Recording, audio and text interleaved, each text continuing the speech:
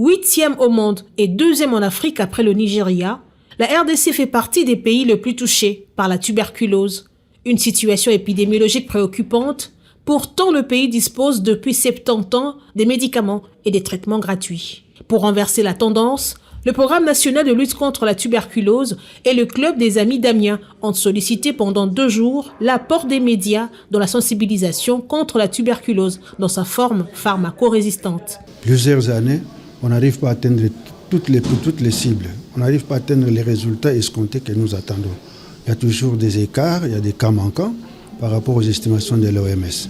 Et nous avions pensé que la presse pouvait nous aider dans le message de sensibilisation pour sensibiliser la population et cela pourrait répondre aux attentes du programme. Durant cette formation, les organisateurs ont soulevé plusieurs points rouges dans la lutte contre la tuberculose, notamment l'insuffisance d'outils de diagnostic. Pour le moment, selon les recommandations de l'OMS, l'outil diagnostic, c'est le GeneXpert.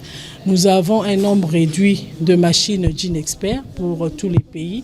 Et actuellement, nous avons 300 machines à travers les pays, alors que nous avons plus de 2000 formations sanitaires. Face à la désinformation et la stigmatisation, le rôle des professionnels des médias devient crucial. Et à réduire la stigmatisation et la discrimination, qui sont les obstacles majeurs à la prise en charge de la tuberculose, mais aussi ils vont essayer de contribuer à la promotion des droits à la santé, des droits humains, des droits des malades de la tuberculose, parce qu'il y a pas mal de droits des malades qui sont violés.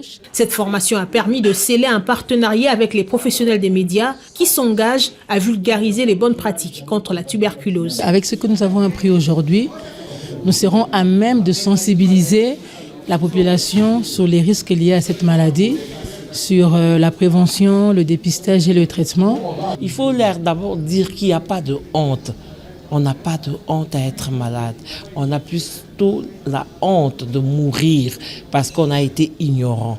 Alors je refuse que le peuple congolais puisse être ignorant. Je me suis engagée. Au bout de 2 jours d'apprentissage, les participantes ont reçu des certificats, preuve de leur engagement à mieux informer la population sur cette question de santé publique.